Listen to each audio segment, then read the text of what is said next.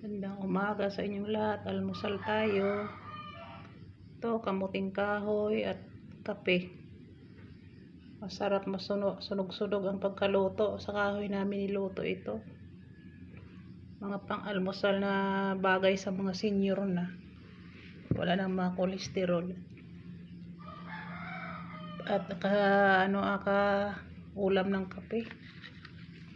Ako'y nagtaka sa kapeng ito. Ba't kaya ito'y kape daw lasang Milo. Yan. Lasang Milo. Madami siyang sangkap. Yan. Masarap. Mahilig sa kape. Kahit acidic naghahanap ng kapeng pwede sa may acid reflux.